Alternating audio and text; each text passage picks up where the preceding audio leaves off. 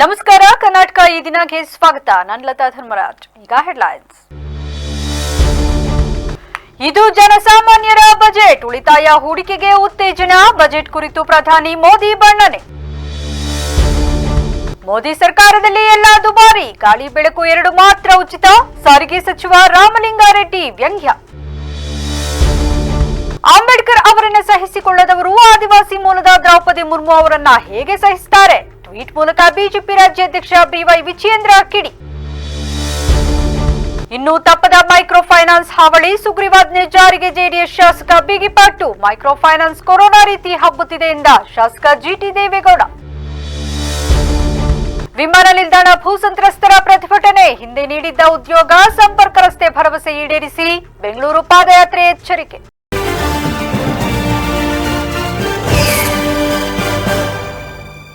ಕೇಂದ್ರ ವಿತ್ತ ಸಚಿವೆ ನಿರ್ಮಲಾ ಸೀತಾರಾಮನ್ ಅವರು ಶನಿವಾರ ಮಂಡಿಸಿದ ಬಜೆಟ್ ಕುರಿತು ಮಾತನಾಡಿದ ಪ್ರಧಾನಿ ನರೇಂದ್ರ ಮೋದಿ ಅವರು ಇದು ಜನಸಾಮಾನ್ಯರ ಬಜೆಟ್ ಎಂದು ಬಣ್ಣಿಸಿದ್ದಾರೆ. ಬಜೆಟ್ ಮಂಡನೆ ಬಳಿಕ ದೇಶವನ್ನುದ್ದೇಶಿಸಿ ಮಾತನಾಡಿದ ಮೋದಿ 2025ರ ಕೇಂದ್ರ ಬಜೆಟ್ 2025 ಜನಸಾಮಾನ್ಯರ ಬಜೆಟ್. ಹಣ ಉಳಿತಾಯ ಮತ್ತು ಹೂಡಿಕೆಗೆ ಬಜೆಟ್ ಉತ್ತೇಜನ ನೀಡುತ್ತದೆ.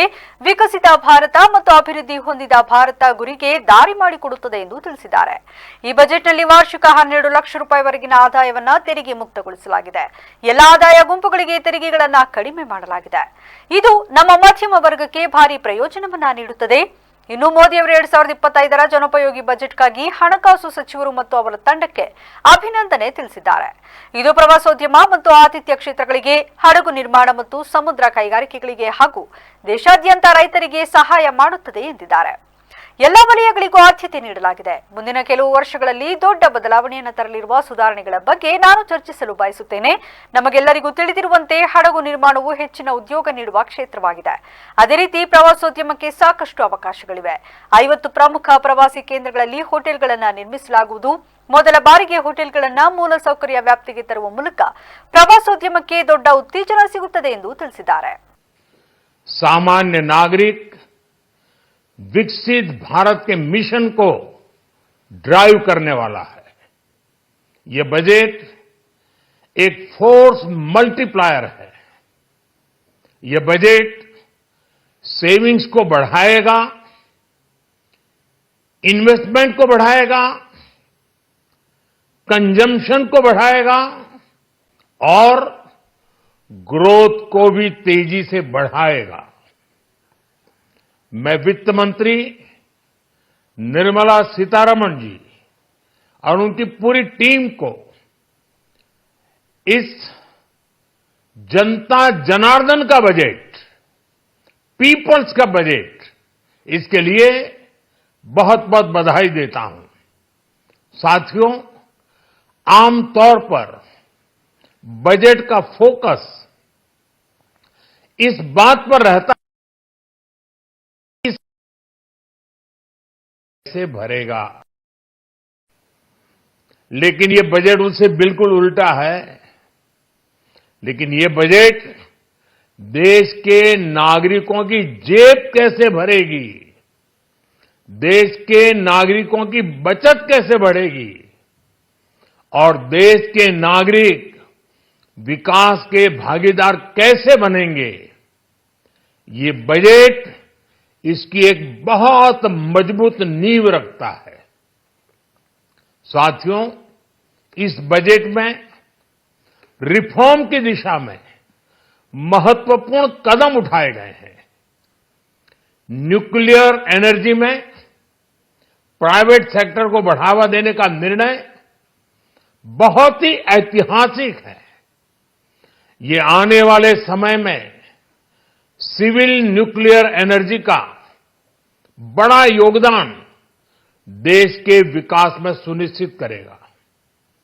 ಮೋದಿ ಸರ್ಕಾರದಲ್ಲಿ ಗಾಳಿ ಬೆಳಕು 2 ಬಿಟ್ಟು ಇನ್ನೆಲ್ಲ ಬೆಲೆ ಏರಿಕೆಯಾಗಿದೆ ಎಂದು ಸಾರಿಗೆ ಸಚಿವ ರಾಮಲಿಂಗಾರೆಡ್ಡಿ ವ್ಯಂಗ್ಯವಾಡಿದ್ದಾರೆ. ಬೆಂಗಳೂರಿನಲ್ಲಿಂದು ಕೇಂದ್ರ ಬಜೆಟ್ ವಿಚಾರದ ಕುರಿತು ಮಾಧ್ಯಮಗಳೊಂದಿಗೆ ಮಾತನಾಡಿದ ಅವರು, ಕೇಂದ್ರ ಬಜೆಟ್ನಿಂದ ನಮಗೆ ಯಾವುದೇ ಲಾಭ ಇಲ್ಲ. 1947ರಿಂದ ಇಲ್ಲಿಯ ತನಕ 53 ಲಕ್ಷ ಕೋಟಿ ರೂಪಾಯಿ ಸಾಲ ಇತ್ತು. ಈಗ 11 ವರ್ಷದಲ್ಲಿ 150 ಲಕ್ಷ ಕೋಟಿ ರೂಪಾಯಿ ಹೆಚ್ಚುವರಿ ಸಾಲ ಆಗಿದೆ. ದೇಶದ ಸಾಲ ಈಗ 200 ಲಕ್ಷ ಕೋಟಿ ಆಗಿದೆ. ಬಿಜೆಪಿ ಸರ್ಕಾರ ನಮ್ಮನ್ನು ಸಾಲಗಾರರನ್ನಾಗಿ ಮಾಡಿದೆ. ಇವರಿಂದ ನಾವು ಏನೂ ನಿರೀಕ್ಷೆ ಮಾಡಲಾಗುವುದಿಲ್ಲ. ಸುಮ್ಮನೆ ಮಾಧ್ಯಮಗಳ ಮುಂದೆ ಹೇಳುತ್ತಾರೆ ಅಷ್ಟೇ. ಪ್ರಾಕ್ಟಿಕಲ್ ಆಗಿ ದೇಶದಲ್ಲಿ ಬಡತನ ಹೆಚ್ಚಾಗುತ್ತಿದೆ. ಮೋದಿಯವರ ಆಡಳಿತದಲ್ಲಿ ಯಾವುದಾದರೂ ಬೆಲೆ ಕಡಿಮೆ ಇದೆಯಾ? ಜನರ ಆದಾಯ ಜಾಸ್ತಿ ಆಗಿದೆಯಾ? ಖರ್ಚು ಮಾತ್ರ ಜಾಸ್ತಿ ಆಗಿದೆ ಎಂದು ಹರಿಹಾಯ್ದರು. ಸಂವಿಧಾನ ಶಿಲ್ಪಿ ಡಾಕ್ಟರ್ ಬಾಬಾ ಸಾಹೇಬ್ ಅಂಬೇಡ್ಕರ್ ಅವರನ್ನೇ ಸಹಿಸಿಕೊಳ್ಳದ ಕಾಂಗ್ರೆಸ್ ಹಾಗೂ ನೆಹರು ಮನೆತನ ಆದಿವಾಸಿ ಮೂಲದ ಶ್ರೀಮತಿ ದ್ರೌಪದಿ ಮುರ್ಮು ಅವರು ದೇಶದ ಅತ್ಯುನ್ನತ ಹುದ್ದೆಯಲ್ಲಿರುವುದನ್ನು ಹೇಗೆ ಸಹಿಸಿಕೊಳ್ಳುತ್ತಾರೆ ಎಂದು ಬಿಜೆಪಿ ರಾಜ್ಯಾಧ್ಯಕ್ಷ ಬಿವೈ ವಿಜಯೇಂದ್ರ ಕಿಡಿಕಾರಿದ್ದಾರೆ. ತಮ್ಮ ಎಕ್ಸ್ ಖಾತೆಯಲ್ಲಿ ಪೋಸ್ಟ್ ಮಾಡಿರುವ ಅವರು ಕಾಂಗ್ರೆಸ್ ಅಧಿನಾಯಕಿ ಸೋನಿಯಾ ಗಾಂಧಿ ಅವರು ದ್ರೌಪದಿ ಮುರ್ಮು ಅವರನ್ನು ಕುರಿತು ಬಡಪಾಯಿ ಮಹಿಳೆ ಎಂದು ಅಪಮಾನಿಸಿ ರಾಷ್ಟ್ರಪತಿ ಸ್ಥಾನದ ಘನತೆಗೆ ಧಕ್ಕೆ ತರುವ ಮೂಲಕ ಭಾರತವನ್ನು ಕೂಡ ಅಪಮಾನಿಸಿದ್ದಾರೆ ಎಂದು ಟೀಕಿಸಿದ್ದಾರೆ. ಸ್ವಾತಂತ್ರ್ಯ ನಂತರ ದೇಶದ ಅಧಿಕಾರವನ್ನ ತಮ್ಮ ಕಪಿಮುಷ್ಟಿಯಲ್ಲಿ ಹಿಡಿದಿಟ್ಟುಕೊಂಡಿದ್ದ ನೆಹರು ಮನೆತನ ಪ್ರಜಾತಂತ್ರ ವ್ಯವಸ್ಥೆಯಲ್ಲೂ ಸರ್ವಾಧಿಕಾರಿ ಆಡಳಿತ ಮೆರೆದ ಇತಿಹಾಸದ ಹಿನ್ನೆಲೆ ಹೊಂದಿದೆ. ಬಡವರು, ಹಿಂದುಳಿದವರು ಹಾಗೂ ಆದಿವಾಸಿ ಸಮುದಾಯಗಳನ್ನು ಕಾಂಗ್ರೆಸ್ ಪಕ್ಷ ತನ್ನ ಮತ ಬ್ಯಾಂಕ್ ಮಾಡಿಕೊಂಡಿದ್ದೇ ಹೊರತು ಈ ಸಮುದಾಯಗಳ ರಾಜಕೀಯ ಅಧಿಕಾರ ಹಾಗೂ ಶಿಕ್ಷಣವನ್ನ ನೀಡುವಲ್ಲಿ ವಂಚಿಸುತ್ತಲೇ ಬಂದಿದೆ. ಶೋಷಿತ ಹಾಗೂ ಬುಡಕಟ್ಟು ಸಮುದಾಯಗಳು ಉನ್ನತ ಸ್ಥಾನ ಅಲಂಕರಿಸುವುದನ್ನು ಸಹಿಸದ ಮನಸ್ಥಿತಿ ಸೋನಿಯಾ ಅವರ ಹೇಳಿಕೆಯಲ್ಲಿ ಪ್ರತಿಫಲನಗೊಂಡಿದೆ. ಒಬ್ಬ ಮಹಿಳೆಯಾಗಿ ಅತ್ಯುನ್ನತ ಸ್ಥಾನದಲ್ಲಿರುವ ಮತ್ತೊಬ್ಬ ಮಹಿಳೆಯನ್ನ ಸೋನಿಯಾ ಅವರು ಹೀಯಾಳಿಸಿರುವುದು ಸ್ತ್ರೀ ಕುಲವನ್ನು ಸಹ ಅಪಮಾನಿಸಿದಂತಾಗಿದೆ. ಸೋನಿಯಾ ಗಾಂಧಿ ಅವರ ಹೇಳಿಕೆ ಅವರ ಪುತ್ರಿ ಸಂಸದೆ ಪ್ರಿಯಾಂಕಾ ಗಾಂಧಿ ಸೇರಿದಂತೆ ಬಟ್ಟಂಗಿ ಕಾಂಗ್ರೆಸ್ಸಿಗರು ಸಮರ್ಥಿಸಲು ಹೊರಟಿರುವುದು ಅವರ ಭಂಡತನವನ್ನ ಸಾಕ್ಷೀಕರಿಸುತ್ತಿದೆ. ದೇಶದ ಪ್ರಥಮ ಪ್ರಜೆಯನ್ನು ಅವಮಾನಿಸಿರುವ ಸೋನಿಯಾ ಗಾಂಧಿ ಅವರು ಈ ಕೂಡಲೇ ತಮ್ಮ ಸಂಸದ ಸ್ಥಾನಕ್ಕೆ ರಾಜೀನಾಮೆ ನೀಡಿ ದೇಶದ ಜನತೆಯ ಮುಂದೆ ಕ್ಷಮೆಯಾಚಿಸಲಿ ಎಂದು ಒತ್ತಾಯಿಸಿದ್ದಾರೆ. ಸರ್ಕಾರ ಬೇಗ ಸುಗ್ರೀವಾಜ್ಞೆ ಜಾರಿಗೊಳಿಸಿ ಮೈಕ್ರೋ ಫೈನಾನ್ಸ್ಗಳ ದುಂಡಾವರ್ತನೆ ತಡೆಗಟ್ಟಬೇಕು ಎಂದು ಜೆಡಿಎಸ್ ಶಾಸಕ ಜಿಟಿ ದೇವೇಗೌಡ ಹೇಳಿದರು. ಮೈಸೂರಿನಲ್ಲಿಂದು ಸುದ್ದಿಗಾರರೊಂದಿಗೆ ಮಾತನಾಡಿದ ಅವರು, ರಾಜ್ಯದಲ್ಲಿ ಮೈಕ್ರೋ ಫೈನಾನ್ಸ್ಗಳ ಹಾವಳಿ ಕೊರೋನಾದ ಹಾಗೆ ಹಬ್ಬುತ್ತಿದೆ. ಸರ್ಕಾರ ಆದಷ್ಟು ಬೇಗ ಸುಗ್ರೀವಾಜ್ಞೆಯನ್ನು ಜಾರಿಗೊಳಿಸಿ ಬಡವರಿಗೆ, ಕೂಲಿ ಕಾರ್ಮಿಕರಿಗೆ ಮತ್ತು ರೈತರಿಗೆ ನೆರವಾಗಬೇಕು. ಹಾಗೆ ಕೇಂದ್ರ ಸರ್ಕಾರವು ಈ ನಿಟ್ಟಿನಲ್ಲಿ ಗಮನ ಹರಿಸಬೇಕು. ಮೈಕ್ರೋ ಫೈನಾನ್ಸ್ನವರು ಬಡವರಿಂದ ಬಡ್ಡಿ ಮತ್ತು ಚಕ್ರ ಬಡ್ಡಿಯನ್ನು ವಸೂಲಿ ಮಾಡುತ್ತಿವೆ. ಸಾಲ ವಸೂಲಾತಿಗೆ ಗೂಂಡಾಗಳನ್ನು ನೇಮಿಸುವ ಕೆಲಸ ನಡೆದಿದೆ. ಅವರು ಸಾಲಗಾರರ ಮೇಲೆ ದೌರ್ಜನ್ಯ ನಡೆಸುತ್ತಿರುವುದರಿಂದ ಜನ ಹೆದರುತ್ತಿದ್ದಾರೆ ಎಂದು ಹೇಳಿದರು. ಅದು ಒಂಥರ ಈ ಕೊರೋನಾ ಥರ ಹರಡ್ಬಿಟ್ಟಿದೆ. ಎಲ್ಲ ಕಡೆ ಜಾಸ್ತಿ ಆಗಿದೆ. ಮತ್ತೊಂದು ಕಡೆ ನೀವು ನೋಡ್ತೀರಿ, ಯಾರೋ ಬಂದು ಒಂದೊಂದು 1000 ರೂಪಾಯಿ ಕಟ್ಟಿ 10,000 ಬರ್ತದೆ, 10,000 ಕಟ್ಟಿ 1 ಲಕ್ಷ ಬರ್ತದೆ ಅಂತೇಳಿ ಮಾಡಿ ಅದಕ್ಕೂ ಜನರು ಮಾರೋಗಿ ಕೊಳ್ಳೆ ಹೋಗ್ತಾ ಇರ್ತಕ್ಕಂಥದ್ದು ಕೂಡ ಇವತ್ತು ನಾವು ಕಾಣ್ತಾ ಇದ್ದೇವೆ. ಅದಕ್ಕೂ ಸಿಕ್ಕಿ ಬಲಿಯಾಗ್ತಾ ಕಾಣ್ತಾ ಇದ್ದೇವೆ. ಇನ್ನೊಂದು ಕಡೆ ಮೈಕ್ರೋ ಫೈನಾನ್ಸು, ದಿನದ ಬಡ್ಡಿ, ತಿಂಗಳ ಬಡ್ಡಿ ಹಿಂದಿನ ಕಾಲದಲ್ಲಿ ಇತ್ತು. ಅದಕ್ಕೋಸ್ಕರ ಸಹಕಾರ ಕ್ಷೇತ್ರದಿಂದ ಎಲ್ಲ ಬಡಬಗ್ಗರಿಗೆ, ರೈತರಿಗೆ ಎಲ್ಲರೂ ಸಾಲ ಸೌಲಭ್ಯ ಕೊಡ್ತಕ್ಕಂಥ ವ್ಯವಸ್ಥೆ ಇತ್ತು.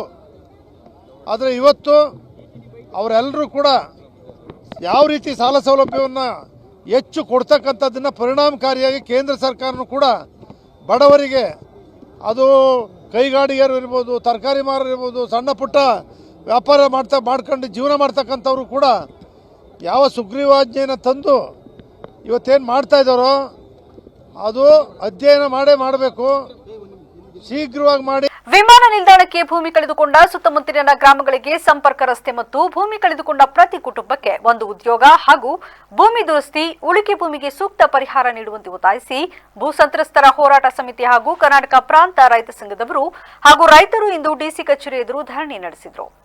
ನಗರದ ಹೇಮಾವತಿ ಪ್ರತಿಮೆ ಬಳಿಯಿಂದ ಮೆರವಣಿಗೆ ಹೊರಟ ಸುತ್ತಮುತ್ತಲ ಗ್ರಾಮಗಳ ನೂರಾರು ರೈತರು, ಅವರ ಕುಟುಂಬದವರು ಹಾಗೂ ಮುಖಂಡರು ಭೂಮಿ ಪಡೆಯುವಾಗ ಒಂದು ನಿಲುವು, ಈಗ ಒಂದು ನಿಲುವು ತಳೆದಿರುವ ಜಿಲ್ಲಾಡಳಿತ ಮತ್ತು ಸರ್ಕಾರದ ಅಧಿಕಾರಿಗಳ ವಿರುದ್ಧ ಘೋಷಣೆ ಕೂಗಿದ್ರು. ನಂತರ ಡಿಸಿ ಕಚೇರಿಗೆ ಆಗಮಿಸಿ ಧರಣಿ ಆರಂಭಿಸಿದ ಪ್ರತಿಭಟನಾಕಾರರು ಈ ಮೊದಲು ಹೇಳಿದಂತೆ ನಮ್ಮ ಬೇಡಿಕೆ ಈಡೇರಿಸುವಂತೆ ಆಗ್ರಹಿಸಿದ್ರು. ವಿಮಾನ ನಿಲ್ದಾಣಕ್ಕೆ ಬೋನಹಳ್ಳಿ, ಲಕ್ಷ್ಮೀಸಾಗರ, ದ್ಯಾವಲಾಪುರ, ತೆಂಡಿಹಳ್ಳಿ ಮತ್ತು ಜಿಮೈಲನಹಳ್ಳಿ ಸೇರಿದಂತೆ ಹಲವು ಗ್ರಾಮಗಳ ರೈತರ ನೂರಾರು ಎಕರೆ ಕೃಷಿ ಯೋಗ್ಯ ಭೂಮಿಯನ್ನ ಕೆಎಡಿಬಿ ಸ್ವಾಧೀನ ಮಾಡಿಕೊಂಡು ಹಾಲಿ ವಿಮಾನ ನಿಲ್ದಾಣ ನಿರ್ಮಾಣ ಕಾಮಗಾರಿ ನಡೆಯುತ್ತಿದೆ.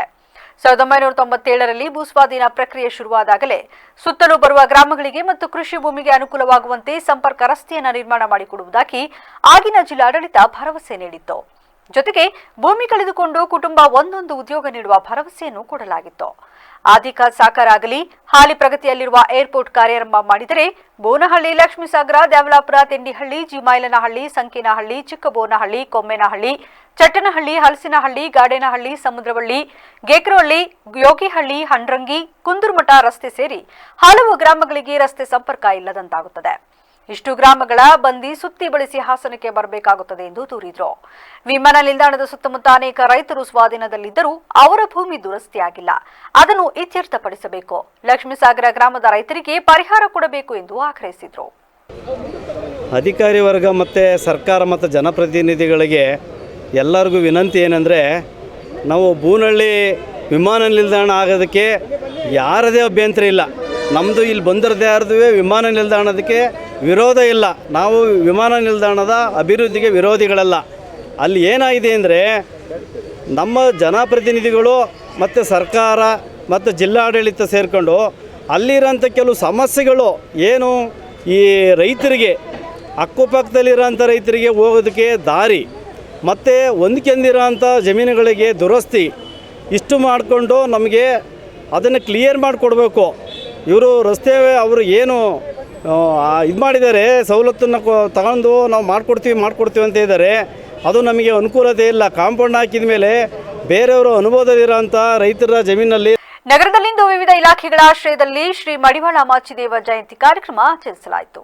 ನಗರದ ಜಿಲ್ಲಾಧಿಕಾರಿ ಕಚೇರಿ ಆವರಣದಲ್ಲಿ ಶ್ರೀ ಮಡಿವಾಳ ಮಾಚಿದೇವರ ಭಾವಚಿತ್ರ ಹೊತ್ತ ಬೆಳ್ಳಿ ರಥದ ಮೆರವಣಿಗೆಗೆ ಚಾಲನೆ ನೀಡಿ ಮಾತನಾಡಿದ ಶಾಸಕ ಸ್ವರೂಪ್ ಪ್ರಕಾಶ್, ಈ ಸಮುದಾಯ ಹಿಂದಿನ ಕಾಲದಿಂದಲೂ ವೃತ್ತಿ ಆಧಾರದ ಬದುಕು ನಡೆಸಿಕೊಂಡು ಬಂದಿದೆ. ಅಂತೆಯೇ ಮಡಿವಾಳ ವೃತ್ತಿಗೆ ಇಂದಿಗೂ ಬೆಲೆ ಇದ್ದು ಗೌರವ ಕೊಟ್ಟು ಅದನ್ನು ಮುಂದುವರಿಸಿ ಜಾತಿಗೆ ಗೌರವ ಕೊಡಿ. ಜಿಲ್ಲೆಯಲ್ಲಿ ಈ ಸಮುದಾಯದ ಜನಸಂಖ್ಯೆ ಇದೆ, ಆದರೆ ಕಾರ್ಯಕ್ರಮದಲ್ಲಿ ಕಡಿಮೆ ಮಂದಿ ಭಾಗಿಯಾಗಿದ್ದಾರೆ. ಇದು ಸಂಘಟನೆಯ ಕೊರತೆ ತೋರಿಸುತ್ತದೆ. ವೃತ್ತಿಗೆ ಗೌರವ ಕೊಟ್ಟು ಎಲ್ಲರೂ ಸಂಘಟಕರಾಗಬೇಕು. ಮಡಿವಾಳ ಸಮಾಜದವರನ್ನ ಒಂದುಗೂಡಿಸಿ ಸಂಘಟನೆ ಮಾಡಿಕೊಂಡು ಕಾರ್ಯೋನ್ಮುಖರಾಗುವ ನಾಯಕತ್ವದ ಅವಶ್ಯಕತೆ ಇದೆ ಎಂದರು. ಮಡಿವಾಳ ಮಾಚಿದೇವಿ ಜಯಂತಿಯ ಶುಭಾಶಯಗಳನ್ನ ಕೋರ್ತಾ, ಇವತ್ತು ಇದೇನು ಜಯಂತ್ಯೋತ್ಸವ, ಎಲ್ಲೋ ಒಂದು ಕಡೆ ನಮ್ಮ ಮಡಿವಾಳ ಸಮಾಜದವರು ಎಲ್ಲೋ ಒಂದು ಕಡೆ ಇನ್ನೂ ಹೆಚ್ಚಿನ ಒಂದು ಒಗ್ಗಟ್ಟನ್ನು ಪ್ರದರ್ಶನ ಮಾಡಬೇಕಂತ ನನ್ನ ಭಾವನೆ. ಯಾಕೆಂದರೆ ಇವತ್ತು ಪ್ರತಿಯೊಂದು ಸಮಾಜನೂ ಕೂಡ ಅದರಂಥ ಒಂದು ವೈಶಿಷ್ಟ್ಯತೆಯನ್ನು ಮತ್ತು ಇದನ್ನು ತೋರಿಸೋಂಥ ನಾವು ಒಗ್ಗಟ್ಟನ್ನು ಪ್ರದರ್ಶನ ಅಂತ ತೋರಿಸೋಂಥ ಸಂದರ್ಭದಲ್ಲಿ ಇವತ್ತು ಇನ್ನೂ ಹೆಚ್ಚಿನ ಸಂಖ್ಯೆಯಲ್ಲಿ ಮಡಿವಾಳದವರು ರಾಜಕೀಯವಾಗಿರ್ಬೋದು ಮತ್ತು ಒಂದು ನೌಕರ ಸಂಬಂಧಪಟ್ಟಂಗಿರ್ಬೋದು ಪ್ರತಿಯೊಂದು ವಿಷಯ ಮೀಸಲಾತಿ ಸಂಬಂಧದಲ್ಲಿ ಹೋರಾಟನ ಮಾಡೋಂಥ ಕೆಲಸಗಳ ಮುಂದಾಗಬೇಕು ಅಂತ ಹೇಳ್ತಾ, ಮತ್ತೊಮ್ಮೆ ತಮ್ಮೆಲ್ಲರಿಗೂ ಮಡಿವಾಳ ಸಮುದಾಯದ ಎಲ್ಲ ನನ್ನ ಹಿರಿಯರು, ತಂದೆ ತಾಯಿಂದ ಎಲ್ಲರಿಗೂ ಕೂಡ ಮತ್ತೊಮ್ಮೆ ಮಾಚಿದೇವಿಯ ಜಯಂತ್ಯೋತ್ಸವದ ಶುಭಾಶಯಗಳನ್ನ ಕೋರ್ತಾ, ಭಗವಂತ ಪ್ರತಿಯೊಂದು ಕುಟುಂಬಕ್ಕೂ ಶಾಲೆಗೆ ವಿದ್ಯಾಭ್ಯಾಸಕ್ಕೆಂದು ಕಳುಹಿಸಿದ ಮಕ್ಕಳಿಗೆ ಶಾಲೆಯ ಶಿಕ್ಷಕಿ ಭಯಪಡಿಸುವಂತೆ ವರ್ತಿಸುತ್ತಿದ್ದಾರೆ ಎಂದು ಆರೋಪಿಸಿ ನೊಂದ ಪೋಷಕರು ನ್ಯಾಯಕ್ಕಾಗಿ ಜಿಲ್ಲಾಧಿಕಾರಿಗಳ ಕಚೇರಿ ಎದುರು ಪ್ರತಿಭಟನೆ ನಡೆಸಿ ಮನವಿ ಸಲ್ಲಿಸಿದರು. ಈ ಸಂಬಂಧ ತಮ್ಮ ಅಳಲನ್ನ ತೋಡಿಕೊಂಡ ತಾಯಿ ಸರಳ, ನಾವು ಕಬ್ಳಿ ಗ್ರಾಮದಲ್ಲಿನ ನಿವಾಸಿಗಳಾಗಿದ್ದು ನನ್ನ ಮಗ ನೂತನ್ ಅದೇ ಗ್ರಾಮದ ಸರ್ಕಾರಿ ಶಾಲೆಯಲ್ಲಿ 1ನೇ ತರಗತಿಯಲ್ಲಿ ವ್ಯಾಸಂಗ ಮಾಡುತ್ತಿದ್ದಾನೆ.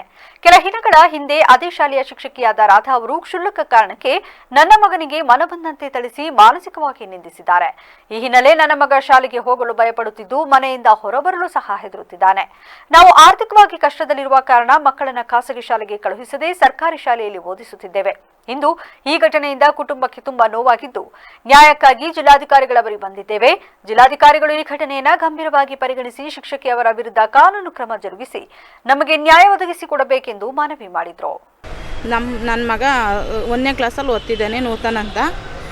ಸ್ಕೂಲ್ ಮೇಡಮು ಬಂದು ರಾಧಾ ಮೇಡಮು ನನ್ನ ಮಗ ಏನೂ ತಪ್ಪು ಮಾಡಿಲ್ಲ, ಬರೀ ಪೇಂಟ್ ಮುಟ್ಟಿದ್ದಾನೆ ಅಂದ್ಬಿಟ್ಟು ಅವನಿಗೆ ಕೈಗೆ ಕಾಲಿಗೆ ಮೈಗೆ ಎಲ್ಲ ಹೊಡೆದು ಅವ್ನ ಮೆಟ್ರನ್ನೆಲ್ಲ ಇಸ್ಕಿ ನೀನು ಈ ಸ್ಕೂಲಿಗೆ ಬರಬೇಡ, ನೀನು ಈ ಸ್ಕೂಲಿಗೆ ಬರೋದ್ರಿಂದ ನಮಗೆ ಪ್ರಾಬ್ಲಮ್ಮು, ನೀನು ಬೇರೆ ಸ್ಕೂಲಿಗೆ ಹೋಗೋ, ನೀನು ಫ್ಲೈಟಲ್ಲಿ ಬರೋಂಥ ಸ್ಕೂಲ್ಗೆ ಹೋಗೋ, ನಮ್ಮ ಸ್ಕೂಲಿಗೆ ಬರಬೇಡ ನೀನು ಅಂತ ಎಲ್ಲ ಹೊಡೆದು ಅವನನ್ನು ಹಿಂಸೆ ಕೊಟ್ಟಿದ್ದಾರೆ ಸರ್. ಅವನು ಒಂದು ವಾರದಿಂದ ಹುಷಾರಿಲ್ದಲೇ ಅವನು ನಳ್ಳಾಡಿ ಮಧ್ಯರಾತ್ರಿಲೆಲ್ಲ ಎದ್ರುಕೊಂಡು ಊಟ ಸಹ ಮಾಡ್ತಾ ಇಲ್ಲ ಸರ್. ಮನೇಲಿ ಅವನು ಊಟ ಮಾಡ್ದಲೇ ಎದ್ರುಕೊಂಡು ಜ್ವರ ಎಲ್ಲ ಬಂದು ಅವನಿಗೆ ತುಂಬಾ ನೋವಾಗಿದೆ ಸರ್. ನಾವು ಒಂದು ವಾರದಿಂದ ಹಾಸ್ಪಿಟ್ಲಿಗೆ ಕರ್ಕೊಂಡು ಹೋಗ್ತಾನೆ ಇದ್ವಿ ಸರ್. ಅವನು ಹುಷಾರಾಗಿಲ್ಲ ಸರ್. ನಮಗೆ ನ್ಯಾಯ ಬೇಕು ಸರ್. ನಮಗೆ ನಾವು ಕಬ್ಳಿ ಊರು, ನಮ್ಮದು ಕಬ್ಳಿ ಸ್ಕೂಲೇ, ಗೌರ್ಮೆಂಟ್ ಸ್ಕೂಲ್ ಸರ್. ಅವನು 1ನೇ ಕ್ಲಾಸಲ್ಲಿ ಓದ್ತಿದ್ದಾನೆ ಸರ್. ಅವನು ನನ್ನ ಮಗ ಅವನು ದೊಡ್ಡವನಿಗೂ ಇದೇ ಥರ ಹೊಡೆದು ಹಿಂಸೆ ಕೊಟ್ಟಿದ್ರು. ನಾವು ಕೇಳಕ್ಕೆ ಹೋಗಿದ್ವಿ. ಶಿಕ್ಷಣ ಇಲಾಖೆ ಅಧಿಕಾರಿಗಳ ಕಿರುಕುಳದಿಂದ ಖಾಸಗಿ ಶಾಲೆಗಳನ್ನು ರಕ್ಷಿಸುವಂತೆ ಕರ್ನಾಟಕ ರಾಜ್ಯ ಅನುದಾನ ರಹಿತ ಶಾಲಾ ಆಡಳಿತ ಮಂಡಳಿಗಳ ಒಕ್ಕೂಟದ ರಾಜ್ಯ ಪ್ರಧಾನ ಕಾರ್ಯದರ್ಶಿ ಶಶಿಕುಮಾರ್ ಹೇಳಿದರು. ಸಕಲೇಶಪುರದಲ್ಲಿಂದು ಸುದ್ದಿಗೋಷ್ಠಿಯಲ್ಲಿ ಮಾತನಾಡಿದ ಅವರು, ಖಾಸಗಿ ಶಾಲೆಗಳ ನಿಯಮ ಪಾಲನೆ ವಿಚಾರದಲ್ಲಿ ತಮಗಿಷ್ಟ ಬಂದಂತೆ ನಿಯಮ ರೂಪಿಸುತ್ತಿರುವ ಶಿಕ್ಷಣ ಇಲಾಖೆ ಉಪನಿರ್ದೇಶಕರುಗಳು ನಿಯಮ ಪಾಲನೆ ನೆಪದಲ್ಲಿ ಭ್ರಷ್ಟಾಚಾರ ನಡೆಸುತ್ತಿದ್ದಾರೆ. ಸರ್ಕಾರಿ ಶಾಲೆಗಳಲ್ಲಿ ಇಲ್ಲದ ಮಕ್ಕಳ ರಕ್ಷಣೆ ವಿಚಾರ ಖಾಸಗಿ ಶಾಲೆಗಳು ಅಳವಡಿಸಿ ಎಂದು ನಿಯಮ ಜಾರಿಗೊಳಿಸುತ್ತಿದ್ದಾರೆ. 2018 ನಂತರದ ಶಾಲೆಗಳಿಗೆ ಅಳವಡಿಸಿರುವ ನಿಯಮಗಳನ್ನು ಹಳೆ ಖಾಸಗಿ ಶಾಲೆಗಳು ಅಳವಡಿಸಿಕೊಳ್ಳಿ ಎಂಬ ನಿಯಮ ಖಾಸಗಿ ಶಾಲೆಗಳಿಗೆ ಮಾರಕವಾಗಿದ್ದು ಶಾಲೆಗಳನ್ನು ಮುಚ್ಚುವಂತ ಪರಿಸ್ಥಿತಿ ನಿರ್ಮಾಣವಾಗುತ್ತಿದೆ. ಅಧಿಕಾರಿಗಳ ಕಿರುಕುಳದ ಬಗ್ಗೆ ಸರ್ಕಾರದ ಗಮನಕ್ಕೆ ತಂದ ನಂತರ ಉಪನಿರ್ದೇಶಕ ಕೆಲಸಗಳನ್ನು ಗಮನಿಸಲು ಸರ್ಕಾರ ಜಂಟಿ ನಿರ್ದೇಶಕರನ್ನ ನೇಮಿಸಿದೆ. ಇದರಿಂದ ಉಗ್ರರಾಗಿರುವ ಉಪನಿರ್ದೇಶಕರುಗಳು ನಿಯಮ ಪಾಲನೆ ನೆಪವಾಗಿಟ್ಟುಕೊಂಡು ಶಾಲೆಗಳ ಪರವಾನಗಿಯನ್ನ ನವೀಕರಿಸುತ್ತಿಲ್ಲ. ಸರ್ಕಾರ ಪ್ರತಿ ವಿದ್ಯಾರ್ಥಿಯ ಶಿಕ್ಷಣಕ್ಕಾಗಿ ಪ್ರತಿ ವರ್ಷ 1 ರಿಂದ 1.5 ಲಕ್ಷದವರೆಗೂ ಖರ್ಚು ಮಾಡುತ್ತಿದೆ. ಆದರೆ ಬಹುತೇಕ ಖಾಸಗಿ ಶಾಲೆಗಳು 20 ರಿಂದ 40 ಸಾವಿರ ಹಣ ಪಡೆದು 1 ವರ್ಷದ ಶಿಕ್ಷಣ ನೀಡುವ ಮೂಲಕ ಸರ್ಕಾರಕ್ಕೆ ಸಹಾಯಕವಾಗಿ ಕೆಲಸ ಮಾಡುತ್ತಿದೆ. ಆದರೂ ಅಧಿಕಾರಿಗಳ ಕಿರುಕುಳ ತಪ್ಪದಾಗಿದೆ. ಅಧಿಕಾರಿಗಳ ವರ್ತನೆ ಹೀಗೆ ಮುಂದುವರೆದರೆ ಹಿಂದೆ ನಡೆಸಿದ ಪ್ರತಿಭಟನೆಗಿಂತ ಉಗ್ರವಾಗಿ ಪ್ರತಿಭಟನೆ ನಡೆಸಲಾಗುವುದು ಎಂದು ಶನಿವಾರ ಸುದ್ದಿಗೋಷ್ಠಿಯಲ್ಲಿ ಎಚ್ಚರಿಕೆ ನೀಡಿದರು. ಮಾನ್ಯ ಸರ್ವೋಚ್ಚ ನ್ಯಾಯಾಲಯ ಹೇಳಿರತಕ್ಕಂಥದ್ದು ಪ್ರತಿಯೊಂದು ಶಾಲೆಯಲ್ಲೂ ಅಗ್ನಿನಂದಕ ಉಪಕರಣಗಳನ್ನ ಅಳವಡಿಸಬೇಕು ಅಂತ ಒಂದು ಆದೇಶ ಇತ್ತು. ಅದನ್ನ ಅಧಿಕಾರಿಗಳು ಇಲ್ಲೆಲ್ಲೂ ಕೂಡ ನಾನು ಸರ್ಕಾರನ ದೋಷಿಸೋಕೆ ಇಷ್ಟಪಡಲ್ಲ ಸದ್ಯಕ್ಕೆ, ಯಾಕೆಂದ್ರೆ ಅದು ನೋಡ್ಬಿಟ್ಟಿದ್ದೀವಿ. ಸರ್ಕಾರದ ಅಡಿಯಲ್ಲಿ ಯಾರು ಅಪಾಯಿಂಟ್ ಆಗಿರ್ತಾರಲ್ಲ ಈ ಅಧಿಕಾರಿಗಳು, ಅವರ ಒಂದು ಉದ್ದಟತನಕ್ಕೆ ಈ ಎಲ್ಲಾ ನಿಯಮಗಳನ್ನ ತಿರುಚಿ ಹೊಸ ಶಾಲೆ 2018 ನಂತರ ಆಗಿದ್ದಂತ ಹೊಸ ಶಾಲೆಯ ನಿಯಮವನ್ನ ಹಳೆಯ ಶಾಲೆಗಳಿಗೆ ಹೊರಿಸುವಂತ ಹುನ್ನಾರ 2017-18 ನಂತರ, ಅದರಲ್ಲೂ ಕೋವಿಡ್ ಬಂದಾಗಿಂದ ಶುರು ಆಯಿತು. ಏನದು ಅಗ್ನಿ ಸುರಕ್ಷತೆ, ಕಟ್ಟಡ ಸುರಕ್ಷತೆ, ಭೂ ಪರಿವರ್ತನೆ, ಕಟ್ಟಡದ ನಕ್ಷೆ, ಈ ರೀತಿ ಹಲವಾರು ಪ್ರತಿಯೊಂದಕ್ಕೂ 5, 10, 20 ಲಕ್ಷ ಖರ್ಚು ಮಾಡತಕ್ಕಂತ ಅನಿವಾರ್ಯತೆ. ಮೊದಲು ಬರೀ ಶಿಕ್ಷಣ ಇಲಾಖೆ ಇದಕ್ಕೆಲ್ಲ ಮೂಡಬಿದ್ರಿಯ ಆಳ್ವಾಸ್ ನುಡಿಸಿರಿ ವಿರಾಸತ್ ಸಾಂಸ್ಕೃತಿಕ ವೇದಿಕೆಯ ಕಾರ್ಯಕ್ರಮವನ್ನು ಫೆಬ್ರವರಿ 11ರಂದು ಚನ್ನರಾಯಪಟ್ಟಣದ ನವೋದಯ ವಿದ್ಯಾಶಾಲಾ ಆವರಣದಲ್ಲಿ ನಡೆಸಲಾಗುವುದು ಎಂದು ಶಾಸಕ ಸಿಎನ್ ಬಾಲಕೃಷ್ಣ ತಿಳಿಸಿದರು. ಚನ್ನರಾಯಪಟ್ಟಣದಲ್ಲಿಂದು ಪತ್ರಿಕಾಗೋಷ್ಠಿಯಲ್ಲಿ ಮಾತನಾಡಿದ ಅವರು, ಈ ಕಾರ್ಯಕ್ರಮಕ್ಕೆ ಸುಮಾರು 350 ವಿದ್ಯಾರ್ಥಿಗಳ ಕಲಾವಿದರು ಆಗಮಿಸಲಿದ್ದು, ಕಾರ್ಯಕ್ರಮದಲ್ಲಿ ಶಾಸ್ತ್ರೀಯ ವೃತ್ತಿಯ ನೃತ್ಯ ಭೋಶಂಬೋ, ಆಂಧ್ರ ಜನಪದ ಬಂಚಾರ ನೃತ್ಯ, ಬಡಗುತಿಟ್ಟು ಯಕ್ಷಗಾನ, ಶ್ರೀರಾಮ ಪಟ್ಟಾಭಿಷೇಕ, ಮಣಿಪುರಿ ಸ್ಟ್ರಿಕ್ ಡ್ಯಾನ್ಸ್, ಶಾಸ್ತ್ರೀಯ ನೃತ್ಯ, ನವದುರ್ಗೆಯರು, ಗುಜರಾತಿ ಗಾರ್ಬಾ ಹಾಗೂ ದಾಂಡಿಯಾ ಸೇರಿದಂತೆ ಇತರೆ ಕಾರ್ಯಕ್ರಮಗಳನ್ನು ಹಮ್ಮಿಕೊಳ್ಳಲಾಗಿದೆ. ಕಾರ್ಯಕ್ರಮಕ್ಕೆ ಹೆಚ್ಚಿನ ಸಂಖ್ಯೆಯಲ್ಲಿ ಸಾರ್ವಜನಿಕರು ಆಗಮಿಸಿ ಕಾರ್ಯಕ್ರಮವನ್ನು ಯಶಸ್ವಿಗೊಳಿಸಬೇಕಾಗಿ ಮನವಿ ಮಾಡಿದರು. ಚನ್ನರಾಯಪಟ್ಟಣ ಘಟಕ ಈಗಾಗಲೇ ಪೂರ್ವಭಾವಿಯಾಗಿ ಹಾಸನದಲ್ಲಿ ಈಗಾಗಲೇ ಒಂದು ಮೀಟಿಂಗ್ ಕೂಡ ಯಾವ ರೀತಿ ಆಗಬೇಕು ಅನ್ನೋದ್ರ ಬಗ್ಗೆ ಅನಿಲ್ ಅವರು, ಲೋಕೇಶ್ ಅವರು, ಸತ್ಯನಾರಾಯಣ, ವೆಂಕಟೇಶ್ ಇವರೆಲ್ಲರೂ ಕೂಡ ಹೋಗಿ ನಮ್ಮ ಸೂಚನೆ ಮೇರೆಗೆ ಅವಕಾಶವನ್ನು ಮಾಡ್ಕೊಂಡು ಬಂದಿದ್ದಾರೆ. ಸನ್ಮಾನ್ಯ ಮೋಹನ್ ಆಳ್ವ ಅವರ ಒಂದು ನೇತೃತ್ವದಲ್ಲಿ ಈ ಒಂದು ಆಳ್ವಾಸ್ ಶಿಕ್ಷಣ ಪ್ರತಿಷ್ಠಾಪನಾ ಸುಮಾರು 30-32 ಸಾವಿರ ವಿದ್ಯಾರ್ಥಿಗಳು ಬಹುಶಃ ಗಣರಾಜ್ಯೋತ್ಸವ ದಿವಸವೂ ಕೂಡ ಏಕಕಾಲದಲ್ಲಿ ಒಂದೇ ಮೈದಾನದಲ್ಲಿ ಒಂದು ಗೌರವವನ್ನು ಸಲ್ಲಿಸಿರುವಂಥದ್ದು ನಿಜವಾಗ್ಲೂ ಕೂಡ ಒಂದು ದೊಡ್ಡ ಈ ದೇಶದ ಒಂದು ಗೌರವ ಅಂತ ನಾವು ಭಾವಿಸಿದ್ದೇವೆ. ಈ ಹಿಂದೆ 2 ಬಾರಿ ಆಳ್ವಾಸ್ ನುಡಿಸಿರಿ ವಿರಾಸತ್ ಕಾರ್ಯಕ್ರಮವನ್ನು ಯಶಸ್ವಿಯಾಗಿ ನಮ್ಮ ತಾಲೂಕಿನಲ್ಲಿ ನೆರವೇರಿಸಿದ್ದೇವೆ. ಮಧ್ಯದಲ್ಲಿ ಕೊರೋನಾ ಇಂಥ ಒಂದು ಸನ್ನಿವೇಶಗಳು ಬಂದಂಥ ಸಂದರ್ಭದಲ್ಲಿ ಇದು ಪೋಸ್ಟ್ಪೋನ್ ಆಗ್ತಾ ಬಂದಿದೆ. ಮಾನವೀಯ ಮೌಲ್ಯಗಳ ಜೊತೆಗೆ ನಾನು ಭವಿಷ್ಯದಲ್ಲಿ ಉತ್ತಮ ಸ್ಥಾನ ಪಡೆಯಬೇಕು ಎನ್ನುವ ಪ್ರೇರಣೆಯೊಂದಿಗೆ ಜೀವನವನ್ನ ಧೈರ್ಯದಿಂದ ಎದುರಿಸಬಲ್ಲೆ ಎಂಬುದನ್ನು ಮೈಗೂಡಿಸಿಕೊಳ್ಳಬೇಕೆಂದು ಕ್ಷೇತ್ರ ಶಿಕ್ಷಣಾಧಿಕಾರಿ ತಿಳಿಸಿದ್ದಾರೆ. ಬಿಜಿಎಸ್ ವಿಜ್ಞಾನ ಹಾಗೂ ವಾಣಿಜ್ಯ ಪದವಿ ಪೂರ್ವ ಕಾಲೇಜ್ ಹಾಗೂ ಶಾಲಾ ಶಿಕ್ಷಣ ಇಲಾಖೆಯ ಸಹಯೋಗದೊಂದಿಗೆ ಎಸ್ಎಸ್ಎಲ್ಸಿ ವಿದ್ಯಾರ್ಥಿಗಳಿಗೆ ಆಯೋಜಿಸಲಾಗಿದ್ದ ಕಾರ್ಯಾಗಾರ ಉದ್ಘಾಟಿಸಿ ಮಾತನಾಡಿದ ಅವರು, ವಿದ್ಯಾರ್ಥಿಗಳ ಜೀವನದಲ್ಲಿ ಎಸ್ಎಸ್ಎಲ್ಸಿ ಪರೀಕ್ಷೆ ಎಂಬುದು ವಿದ್ಯಾರ್ಥಿಗಳ ಜೀವನದಲ್ಲಿ ಮಹತ್ವದ ಘಟ್ಟವಾಗಿದ್ದು, ಪರೀಕ್ಷೆಯನ್ನು ಯಾವುದೇ ಒತ್ತಡವಿಲ್ಲದೆ ನಿರಂತರವಾಗಿ ಏಕಾಗ್ರತೆಯಿಂದ ಮನಸ್ಸಿನಲ್ಲಿ ಯಾವುದೇ ಗೊಂದಲವಿಲ್ಲದೆ ಓದುವ ಬಗ್ಗೆ ಹಾಗೂ ಎಸ್ಎಸ್ಎಲ್ಸಿ ನಂತರ ಯಾವ ಕೋರ್ಸ್ಗಳು ಮಾಡಬೇಕು ಎಂಬುದರ ಬಗ್ಗೆ ಮಾಹಿತಿ ನೀಡುವಂತಹ ಕಾರ್ಯಾಗಾರ ಇದಾಗಿದೆ. ಅದರಂತೆ ವಿದ್ಯಾರ್ಥಿಗಳು ಉತ್ತಮ ಸಾಧನೆಯಾಗಬೇಕಾದರೆ ಒಳ್ಳೆಯ ಅಭ್ಯಾಸಗಳ ಜೊತೆ ಕ್ರಿಯಾಶೀಲರಾಗಿ ಅಭ್ಯಾಸದ ಕಡೆ ಗಮನ ಹರಿಸಿದರೆ ಮಾತ್ರ ಮುಂದಿನ ಭವಿಷ್ಯ ಉತ್ತಮವಾಗಿ ಸಾಗುತ್ತದೆ ಎಂದರು. ಒಂದು ಕಥೆ ನೆನಪಾಗ್ತದೆ. ದನಕರುಗಳ ಮಧ್ಯೆ ಒಬ್ಬ ನಿಮ್ಮ ಶಿಕ್ಷಕರು ನಿಮ್ಮನ್ನು ಗುರುತಿಸಿದ್ದಾರೆ, ನಿಮ್ಮ ಶಾಲೆಯ ನೀವು ಸಿಂಹ. ಹಾಗಾಗಿ ಎಲ್ಲರೊಳಗೊಂದಾಗ ಮಂಕುತಿಮ್ಮ ಅಂತ ನೀವೇನಿದ್ರಿ, ನಾನು ಹಾಗೆ ಎಲ್ಲರ ಹಾಗೆ ಪಾಸ್ ಆಗ್ತೀನಿ ಅಂತಿದ್ರಲ್ಲ, ಇಲ್ಲ, ನೀವು ವಿಶೇಷವಾದ ಸಾಧನೆ ಮಾಡ್ತೀರಿ. 2,000 ಮಕ್ಕಳಲ್ಲಿ ಕೇವಲ 200 ಮಕ್ಕಳು ಕಲಿಸಿದ್ರೆ ಅಂದರೆ 10% ಮಕ್ಕಳು ಕಲಿಸಿದ್ದೀವಿ. ನೀವು ಇನ್ನುಳಿದಂಥ 1,800 ಮಕ್ಕಳನ್ನ ಬಿಡಿ, ದೊಡ್ಡ ದೊಡ್ಡ ಕನಸನ್ನು ಯಾಕೆ ಕಾಣಬೇಕು ಅನ್ನೋ ದೊಡ್ಡ ಉದ್ಯೋಗ ಹೋಗ್ತೀರಿ. ಇವಾಗ ಬರ್ತಿಟ್ಕೊಬೇಡಿ, 100 ರೂಪಾಯಿ ದೊಡ್ಡದೇ ಬಗ್ಗೆ ಹೋಗ್ತಿದೆ ಅಂತ ನಾವು ಕರ್ಸಿರೋದಿಲ್ಲಿ. ಎಲ್ಲರೂ ಬಂದಿಲ್ಲ 2000 ಜನದಲ್ಲಿ. ಇವತ್ತು ಈ ಸಾರಿ 2018 ಜನ ಪರೀಕ್ಷೆ ಬರೀತಾ ಇದ್ದೀವಿ. ಅದಕ್ಕೆ ನಾವು ಕರ್ಸಿರುವಂಥದ್ದು ಕೇವಲ 200 ಜನ. ಕಾರಣ ಇಷ್ಟೇ, ನನಗೊಂದು ಆಸೆ ಇದೆ, ಎಲ್ಲರೂ ಪಾಸ್ ಆಗಬೇಕು ಅನ್ನೋದು ಸಾಮಾನ್ಯವಾಗಿ. ಆದರೆ ಎಲ್ಲರೂ ಪಾಸ್ ಆಗೋದ್ರ ಜೊತೆಗೆ ಒಳ್ಳೆಯ ಅಂಕಗಳನ್ನು 100 ವಿದ್ಯಾರ್ಥಿಗಳು ಪಾಸ್ ಆಗಬೇಕು. 600ಕ್ಕಿಂತ ಹೆಚ್ಚು ಅಂಕಗಳು. ಕೆಡಿಪಿ ತ್ರೈಮಾಸಿಕ ಸಭೆಯನ್ನ ನಿಯಮಿತವಾಗಿ ಕರೆಯದ ತಾಲೂಕು ಪಂಚಾಯಿತಿ ವಿರುದ್ಧ ಧರಣಿ ನಡೆಸುತ್ತಿರುವ ಕೆಡಿಪಿ ನಾಮನಿರ್ದೇಶನ ಸದಸ್ಯರ ಪ್ರತಿಭಟನೆ 4ನೇ ದಿನಕ್ಕೆ ಮುಕ್ತಾಯಗೊಂಡಿತು. ಚನ್ನರಾಯಪಟ್ಟಣ ತಾಲೂಕು ಪಂಚಾಯಿತಿ ಎದುರು ಕೆಡಿಪಿ ನಾಮನಿರ್ದೇಶನ ಸದಸ್ಯರು 4ನೇ ದಿನಕ್ಕೆ ಅರಬಿತ್ತಲೆ ಪ್ರತಿಭಟನೆಯನ್ನ ಮುಂದುವರಿಸಲಾಗಿ ಸ್ಥಳಕ್ಕೆ ಮಾಜಿ ಶಾಸಕ ಎಂಎ ಗೋಪಾಲಸ್ವಾಮಿ ಭೇಟಿ ನೀಡಿ ಬೆಂಬಲ ವ್ಯಕ್ತಪಡಿಸಿದ ಹಿನ್ನೆಲೆಯಲ್ಲಿ ಕಾರ್ಯನಿರ್ವಹಣಾಧಿಕಾರಿ ಹರೀಶ್ ಪ್ರತಿಭಟನಾ ನಿರತರ ಬೇಡಿಕೆಗಳನ್ನು ಈಡೇರಿಸುವ ಭರವಸೆ ನೀಡಿದ ಹಿನ್ನೆಲೆ ಪ್ರತಿಭಟನೆಯನ್ನ ಹಿಂಪಡೆಯಲಾಯಿತು. ಈ ವೇಳೆ ಮಾತನಾಡಿದ ಮಾಜಿ ಶಾಸಕ ಎಂಎ ಗೋಪಾಲಸ್ವಾಮಿ, ಜಿಲ್ಲೆಯಲ್ಲಿ ಕೆಡಿಪಿ ಸದಸ್ಯನಾಗಿ ಕೆಲಸ ನಿರ್ವಹಿಸುತ್ತಿದ್ದು ತಾಲೂಕು ಪಂಚಾಯಿತಿಯ ಕಾರ್ಯವೈಖರಿ ನಮಗೂ ಗೊತ್ತಿದೆ. ಸರ್ಕಾರದ ನಿಯಮಾನುಸಾರ ಇಒ ಅವರು ಕೆಲಸ ಮಾಡಬೇಕು. ಅದನ್ನು ಬಿಟ್ಟು ಯಾರೋ ಒಬ್ಬರ ಕೈಗೊಂಬೆಯಾಗಿ ಕೆಲಸ ಮಾಡಿದರೆ ಕ್ಷೇತ್ರದ ಅಭಿವೃದ್ಧಿ ಹೇಗೆ ಸಾಧ್ಯ ಎಂದು ಇಒ ಹರೀಶ್ ಅವರಿಗೆ ತಿಳಿಸಿದರು.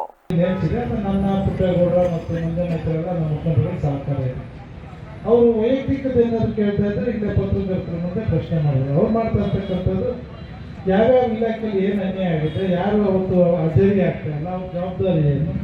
ನನ್ನ ಹತ್ರ ಒಂದು 2 ಸರಿ ಮಾತಾಡೋಗಿಲ್ಲ. ಶಾಸಕರು ಎಲ್ಲರೂ ಡಿಪೆಂಡ್ ಮಾಡ್ಕೊಂಡ್ಬಿಡ್ತಾರೆ, ಅಧಿಕಾರಿಗಳನ್ನ ಮಾತಾಡೋಕೆ ಬಿಡೋದಿಲ್ಲ. ಯಾವುದೋ ವಾಟರ್ ಸಪ್ಲೈ ಮಾತಾಡ್ತಾ ಇದ್ರೆ ಪುರಸಭಾ ಅಧಿಕಾರಿ ಮಾತಾಡೋದು, ಪುರಸಭೆ ವಿಷಯಕ್ಕೆ ಇನ್ಯಾವ PDO ಮಾತಾಡೋದು. ಈ ಥರ ಒಂದು ಗೊಂದಲದಲ್ಲಿ ಕೆಲಸ ಮಾಡ್ತಕ್ಕಂಥ ಆಗ್ತಾ ಇದೆ ಅಂತ ನನ್ನ ಹತ್ರ ಕೆಲವು ಹಂಚ್ಕೊಂಡಿದ್ದಾರೆ.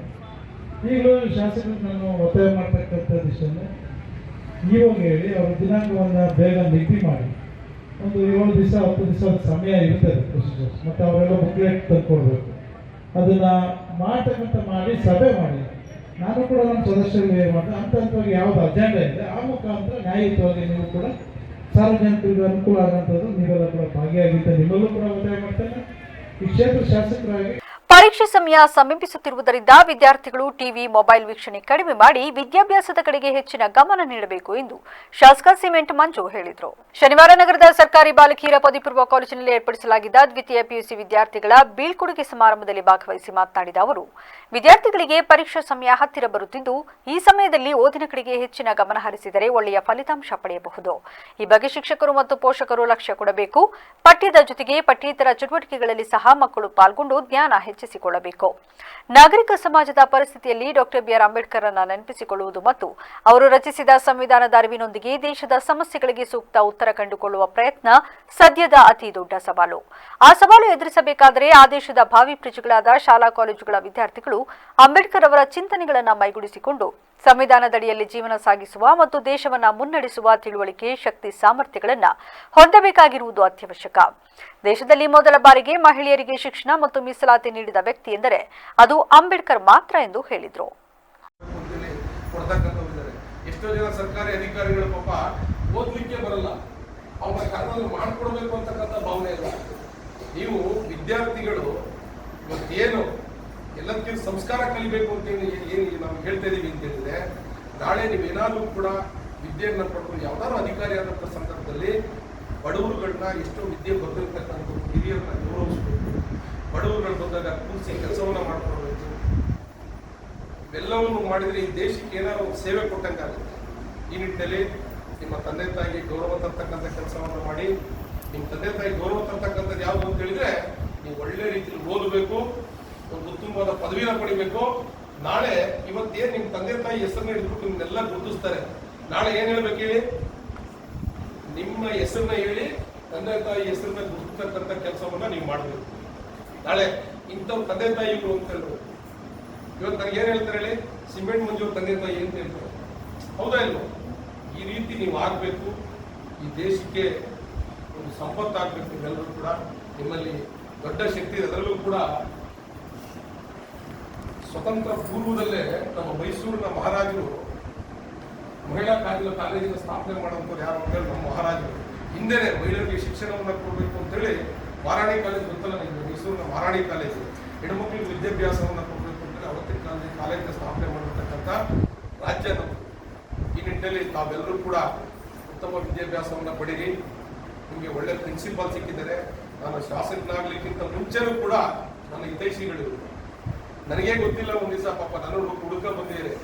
ಅಂದ್ರೆ ನಾನು ಶಾಸಕನಾಗ್ಲಿಕ್ಕಿಂತ ಮುಂಚೆನೂ ಕೂಡ ನನ್ನ ಹಿತೈಷಿಗಳಾಗಿದ್ರು ಈ ಶಾಲೆ ಈಗ ಮತ್ತೊಮ್ಮೆ ಹೆಡ್ಲೈನ್ಸ್. ಇದು ಜನಸಾಮಾನ್ಯರ ಬಜೆಟ್, ಉಳಿತಾಯ ಹೂಡಿಕೆಗೆ ಉತ್ತೇಜನ. ಬಜೆಟ್ ಕುರಿತು ಪ್ರಧಾನಿ ಮೋದಿ ಬಣ್ಣನೆ. ಮೋದಿ ಸರ್ಕಾರದಲ್ಲಿ ಎಲ್ಲ ದುಬಾರಿ, ಗಾಳಿ ಬೆಳಕು 2 ಮಾತ್ರ ಉಚಿತ. ಸಾರಿಗೆ ಸಚಿವ ರಾಮಲಿಂಗಾರೆಡ್ಡಿ ವ್ಯಂಗ್ಯ.